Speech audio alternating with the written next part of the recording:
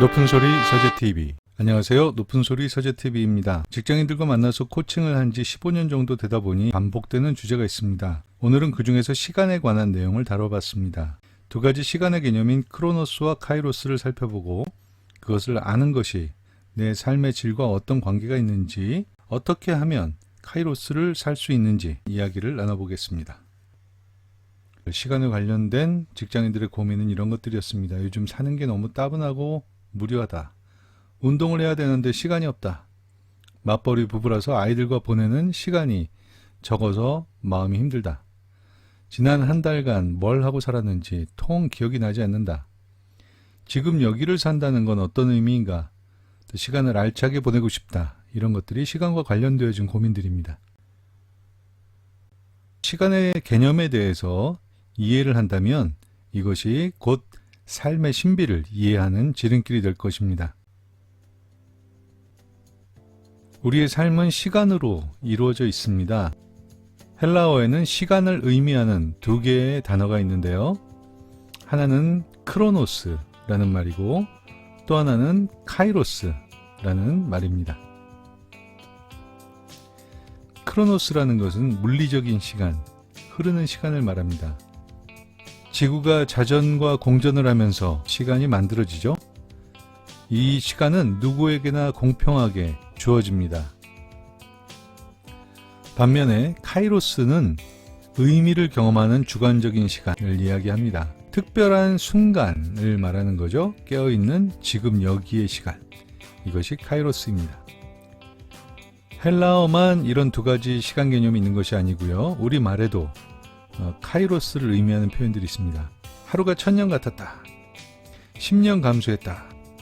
영원한 순간, 멈춰진 시간, 이런 표현을 쓰기도 합니다. 이런 표현들은 흐르는 크로노스의 표현보다도 의미를 담은 시간, 카이로스에 가까운 표현들입니다. 크로노스가 음식의 식재료라면 카이로스는 완성되어진 요리가 되겠습니다. 크로노스는 물리적인 시간이고요. 카이로스는 의미적인 시간입니다. 크로노스는 시간의 양과 관련이 있고요. 카이로스는 시간의 질과 관련이 있습니다. 의식 없이 흘려보내는 시간들이 크로노스라면 깨어 있어서 경험하는 시간이 카이로스입니다. 낭비되고 사라져 없어져 버리는 시간이 크로노스라면 의식을 성장시키는 시간, 그런 경험의 시간이 카이로스입니다. 최근 나에게 일어난 의미 있는 경험은 어떤 것들이 있습니까? 이렇게 물어보면 평소에 자기에게 일어난 일들을 재해석하는 습관을 가진 사람들이 아니라면 선뜻 이 질문에 대답하기 힘들어합니다. 여러분은 어떠신가요? 삶의 마지막 순간이 찾아왔을 때 많은 사람들이 이야기합니다. 마치 내 인생이 파노라마처럼 스쳐가는 경험을 했다. 만약에 여러분들이 삶의 마지막 순간이라고 느껴지는 상황을 맞게 된다면 여러분의 머릿속에 파노라마처럼 스쳐 지나가는 기억은 어떤 기억들일까요? 아마도 사흘 전에 동료들과 함께했던 점심 식사 메뉴가 떠오르진 않을 것입니다. 적어도 내 삶에 중요한 의미가 있는 사건들이 순차적으로 머리를 스쳐 지나갈 것인데요. 어찌 보면 우리의 삶이란 그런 순간순간들이 만나서 엮어지는 것이 아닐까라는 생각을 합니다. 그리고 그렇게 순간순간 떠오르는 인생의 마지막 파노라마에 등장하는 장면들은 크로노스적인 사건이 아니고 카이로스적인 사건들입니다. 한 사람의 삶이 풍성한가 그렇지 않은가는 이런 카이로스의 시간들을 많이 경험했는가 그렇지 못한가와 직접적인 연관이 있습니다. 100년을 살고 1000년을 산다 한들 그 삶에서 카이로스의 경험이 풍성하지 않다면 그 삶은 빈약한 삶일 것입니다. 나는 어떤 시간을 살고 있습니까? 크로노스입니까? 카이로스입니까? 내게 주어진 크로노스를 나만의 카이로스로 만들어가는 것이 삶을 아름답게 사는 지혜입니다. 정리해보면요. 카이로스를 산다라는 말은 삶을 풍요롭게 산다라는 말이고요. 깨어있는 삶을 산다 이런 말과도 동의어입니다. 지금 여기를 산다. 이 또한 카이로스를 산다라는 의미이고요. 의식을 성장시키며 살아간다. 삶의 질을 향상시킨다, 이런 말들과 동의어로 사용할 수 있겠습니다. 자, 이제 중요한 문제죠. 어떻게 하면 크로노스가 아닌 카이로스를 살 수 있을까요? 그냥 흘러가는 시간이 아니라 의미 있는 시간 경험을 하면서 할 수 있을까요? 우리가 아침에 눈을 뜨면서 저녁에 잠자리에 들 때까지 우리의 시각은 엄청난 양의 영상 정보를 입수하고 기록합니다. 마찬가지로 우리의 귀를 통해서 청각이라는 감각기관으로 수많은 음성 파일들을 녹음을 하는 거죠. 후각을 통해서 많은 냄새 정보를 입력을 하고요. 미각을 통해서 맛의 정보를, 그리고 촉각을 통해서 손에 닿는 터치감들을 계속해서 정보를 수집합니다. 컴퓨터로 치면 몇 기가 혹은 몇 테라, 엄청난 양이 될 것 같습니다. 그 많은 정보가 다 기억 창고에 들어가는 것이 아니고요. 의미 있는 것들만 선별해서 기억을 하도록 되어 있습니다. 우리의 뇌는 카이로스를 사는데 적합하게 만들어졌구나를 알 수 있습니다. 우리는 잠을 자지만 우리의 뇌는 잠들지 않습니다. 측두엽에 있는 해마가 우리가 잠든 사이에 기억 폴더를 정리하는 작업을 합니다. 우리가 의미 있다라고 느끼는 것들만 기억할 수 있도록 정리하는 것이죠. 의미 있는 사건 경험들은 기억 폴더에 저장을 하고, 그렇지 않은 것들은 삭제시켜서 무의식 쪽에 내리게 되는 것입니다.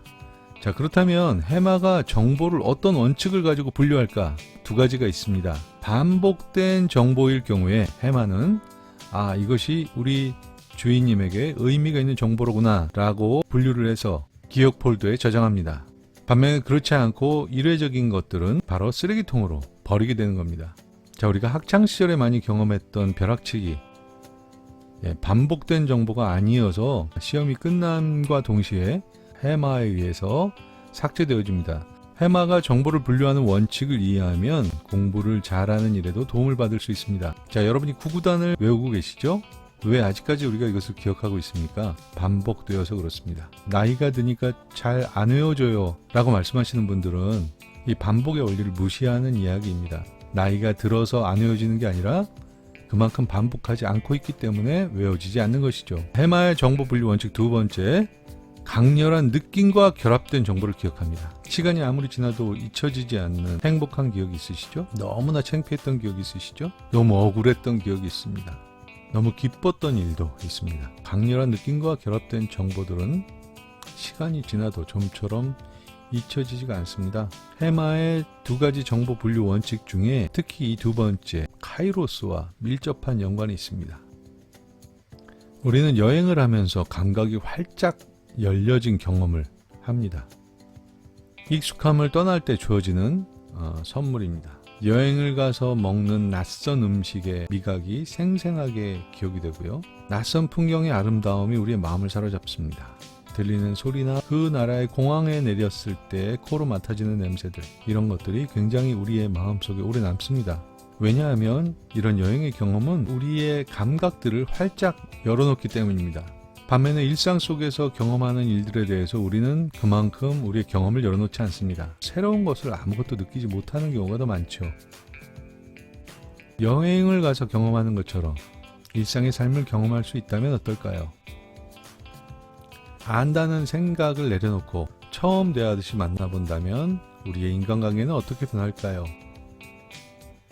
이미 익숙해지고 자동화된 행동들을 하나하나 알아차리면서 경험을 한다면 우리의 삶의 경험은 훨씬 더 풍성해질 것입니다. 삶은 선물입니다. 단 한 번뿐인 우주적인 사건입니다. 오래 사는 것이 축복은 아닙니다. 오히려 풍성하게 사는 것이 더 중요한 문제입니다. 얼마나 많은 시간을 함께 하느냐, 시간의 양보다 더 중요한 것은 소통의 질입니다. 우리는 삶을 경험하러 이곳에 왔습니다. 크로노스의 시간을 카이로스로 바꾸는 삶의 연금술로 풍성한 삶의 선물을 누려갑시다.